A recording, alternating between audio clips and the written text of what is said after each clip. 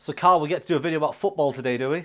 No, we get to do a video about soccer because our metrics say most of our fans are American.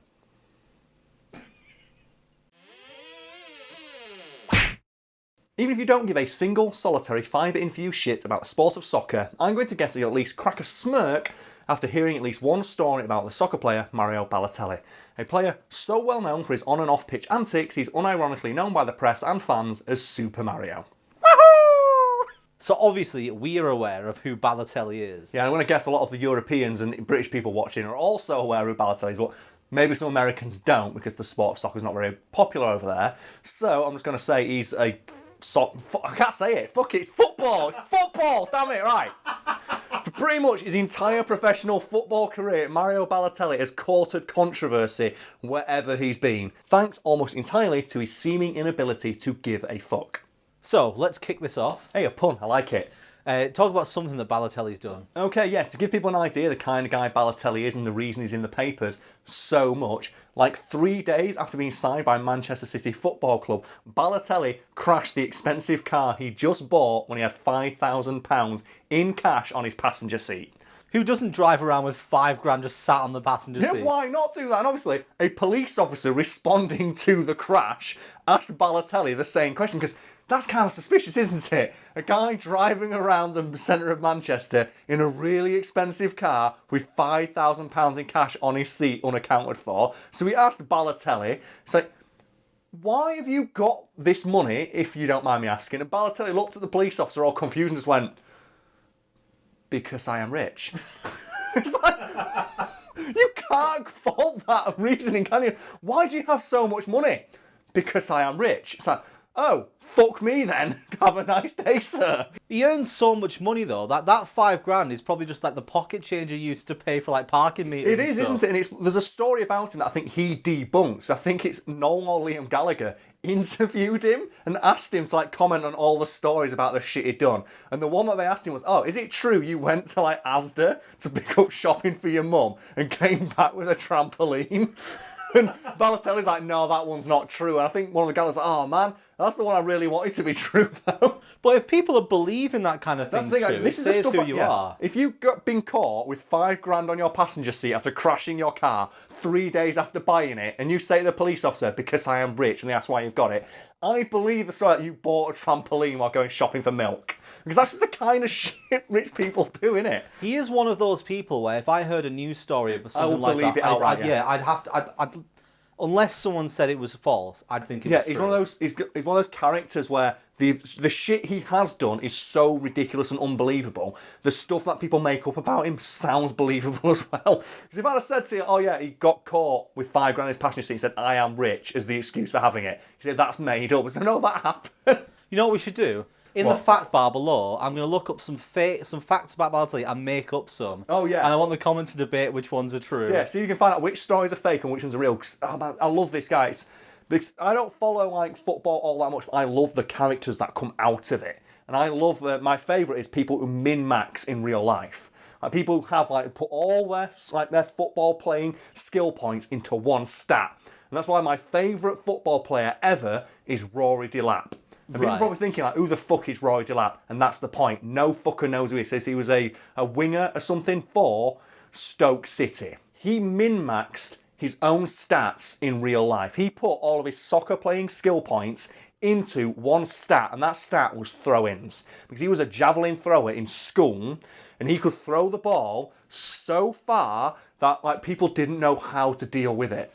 To the point, I'm okay. Like, if you don't know football, the throw-in usually it's like, the throw-in's good, but it's not great. You'd always go for a corner. If Roy Delap was on the opposite team, you did not go for a throw-in. People would kick it out for a fucking corner and give him rather than give him. He could throw it into the back of the net from his half of the field. He was amazing. And they had Peter Crouch on their team as well. So they had the guy who could throw the ball the furthest in the world and the most accurately and the tallest player in English football at the time. I was going to bring up Peter Crouch because I remember him on FIFA. Yeah, and that's who his they had. stats were heading and nothing else. Stoke City, my brother used to do is he'd play Stoke City, Peter Crouch, Rory Delap, you win every fucking game online. All you do is you get a throw in, Rory Delap takes it, you throw it 150 foot through the air directly at Peter Crouch's melon, and he smashes it back at goal. You cannot win.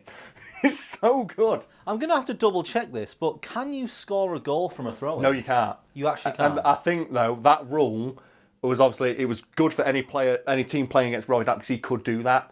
And he did it multiple times by accident, by throwing the ball too hard from his own half. Like, he'd throw it and it's like a cannon. So you can find a video and do it, it's like, woof, and it was so accurate and so fast, like people, like, genuinely, would, if they were against him, they'd kick it out for a corner, because they'd rather not let him get his hands on the ball, because he was that good. And I love that idea. He's so good at this one specific thing, that he managed to make it onto a professional team. That's it.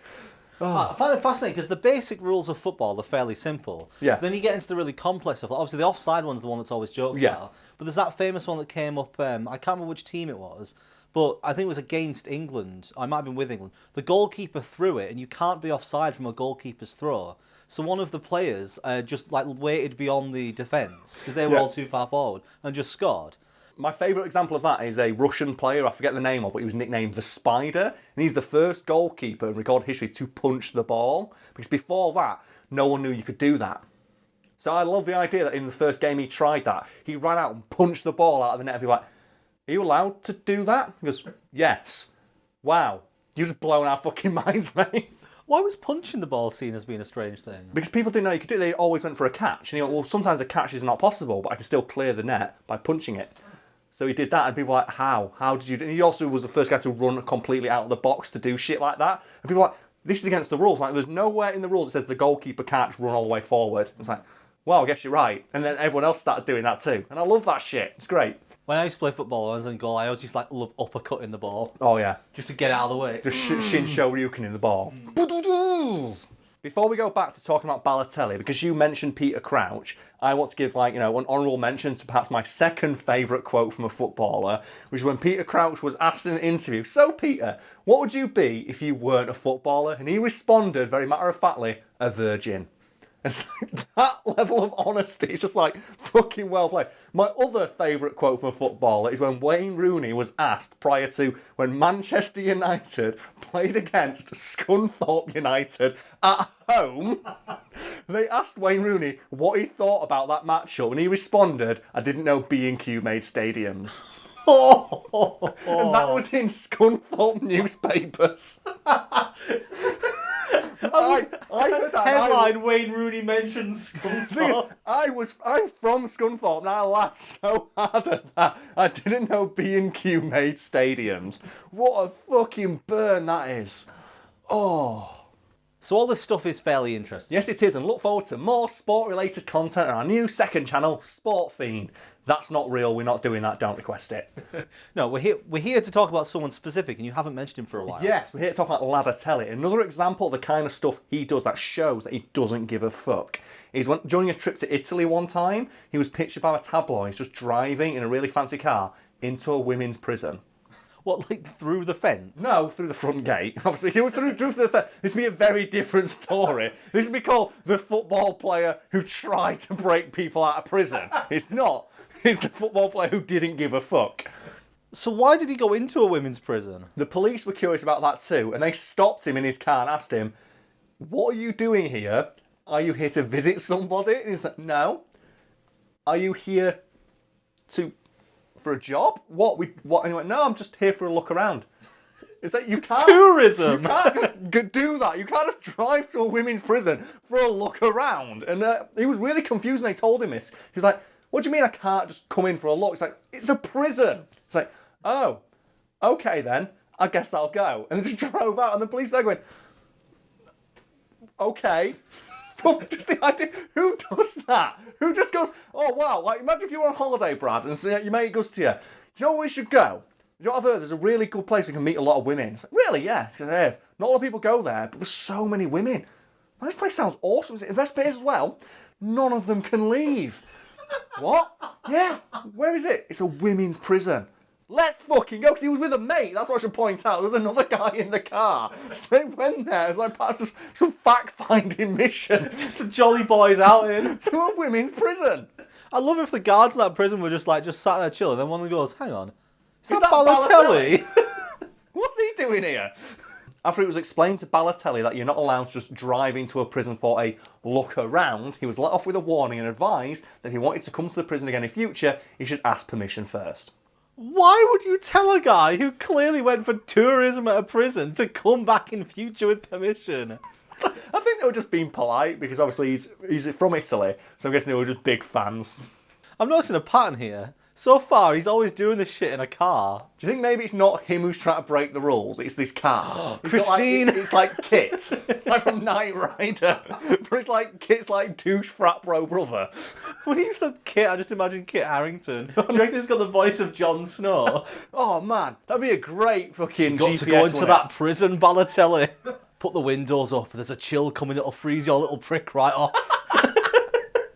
What celebrity would you want to be your GPS man? Because that'd be fucking, no, not celebrity. What fictional character would you want to be your GPS? Because Jon Snow would be a great fucking GPS. Because he wouldn't know what it is.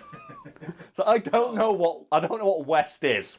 No, because if you try driving anywhere and he was like, oh, turn left, you'd be like, you know nothing, Jon Snow. It's actually straight ahead, mate. That's not the fastest route. It's a GPS that's always wrong. And every time you get it wrong, you know nothing. Oh, man. Have you seen that fucking collection of images? It's all the people saying, you know nothing, Jon Snow. You know nothing, Jon Snow. And then Jon Snow goes, it's a windmill. Because Ygritte doesn't know what a windmill is. It's like, Jon Snow, windmill expert. You know who I wouldn't want as the sat-nav? Who's that? Sean Bean. You keep trying to make the car crash, wouldn't you? No, what he'd do is he'd just stop talking halfway through. Because I always had this idea, if I ever got really rich and famous, I would commission Sean Bean to read an audio book, but he'd only do it halfway through. The message of he dies all the time. Well, my favourite thing about Sean Bean recently is that he's in that new Hitman game. Yes, you They've can just gone all in. You can just kill him as many times as you want. More celebrities need to do that. Because the one was with Gary Busey. Because of course Gary Busey did it. It's like, oh yeah, well, you can just murder Gary Busey in the Hitman games. Awesome. Why not? A habitual rule breaker with a flair for the flamboyant, Balotelli often finds himself at odds with managers and coaches who don't know how to handle his behaviour. So what's Balotelli's problem with coaches and people like that? He seems to just have a real problem listening to authority. And the best example of this I can think of is in 2011, before a really big game, the coach of the team went, oh guys, big game tomorrow. I don't want anybody to go out socialising tonight because I want you to be in tip-top shape for the game tomorrow. Everyone listened to this except for Balotelli. Of course. Yes, of course it's Balotelli. And he was reported as going out for a curry before that big game. Well, that's not that bad, is it? Yeah, going for a curry with a mate. And the thing is, though, if he'd just gone out for like a quiet curry with a friend, no one would have heard about it. But this is Balotelli we're talking about. So obviously, he got really, really drunk. And the manager found out because he posed for photos with everyone in the restaurant, all of which were posted on Twitter with the date next to them. And then he got into a fight with a friend and hit him with a rolling pin. Where did the rolling pin come from? I don't know. That's my face. The escalation, isn't it? It's like, he went for a curry. Well, that's not so bad. Well, then he had a few drinks. Went, well, yeah, maybe if he had a couple, but then he went straight back to the hotel and slept, maybe he'd get away. So, no, but then he posed for selfies with people. So, oh yeah, the date's on those, and he's drinking in all the photos. So now his manager's definitely going out. And then he got in a fight with someone and hit him with a rolling pin. Oh, so the newspapers found out about it. Oh, fantastic, great. Now his manager definitely saw it. Because when he goes down to the hotel in the morning to get his breakfast before the game, there's a picture of his star fucking player slapping someone with a rolling pin on the front of like the fucking sun. You know his reaction. Balotelli! Shaking his fist to the sky. I love him though because there was that there's a rule in football where you're not allowed to take your shirt off to celebrate, and he does it all the time because he doesn't care, and he just pays the fine every time Because he is rich. Because he is rich. And there's a great one where the famous image where I think he scored like a hat trick for the second time, and he took his shirt off and underneath it just said on it, "Why always me?" and just posed like that because it's like, why do I always score all the goals? And he got a fine for that as well. He didn't care. Oh man. There are a lot of rules in football that a lot of people don't like. That's my least favourite one. It's the one about celebrating your goal too much because it's unsportsmanlike to rub it in the face of your opponent. No, I want it to be a rule that you're not allowed to not do that. If you don't celebrate like a jackass, you get told off. You have to do it or you get fined because that shit's awesome. I think there's so many good ones. Like there's the guy who got done for doing cocaine. I don't know which player it was, but he got done for like doing cocaine. And then his first game back, he scored a goal and pretended to snort the line. He went up to it and went like that, and he got fucking done for that one. There was the one like Balotelli says, "Why always me?" And then it's like, you must have seen though that collection of clips online of that like Division 3 team, so in Eastern Europe, would do the really elaborate ones like the toilet. I've seen one that's like a rowing boat as well. I don't know which team it is. You can find it and put the name below. But it's a team who are famous in the league that they play for doing the most elaborate celebrations in football. And they get the entire team involved, do like rowboats and stuff like that. The best one's the toilet though, where they get a guy who's just pretend to be a toilet and they get a door and everything. And people go to their matches to watch the celebrations. And I want to see more of that stuff. Like, no, it's not sportsmanlike to do that kind of thing. It's like, no, but it's funny and it's interesting. It makes you want to watch the game, so why not? Imagine them having to allocate the budget to more and more elaborate ones. Oh man, just put Balotelli in a cannon. Well, they do it in most sports, don't they? Like showboating is against the rules. Like you're allowed, like spiking the football in American football. You're not allowed to do that because it's seen as being like unsportsmanlike. It's like, you should be able to do it. I want to see more of that stuff.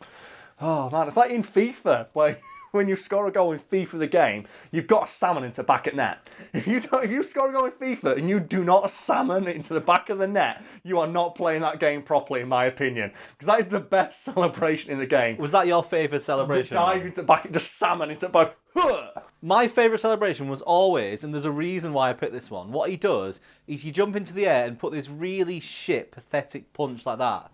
Obviously, you can mime that if you want for people to be able to see. And the reason I picked that one is because it looked so... Like, my friends always did the triple backflips and the salmon and all those. I just went...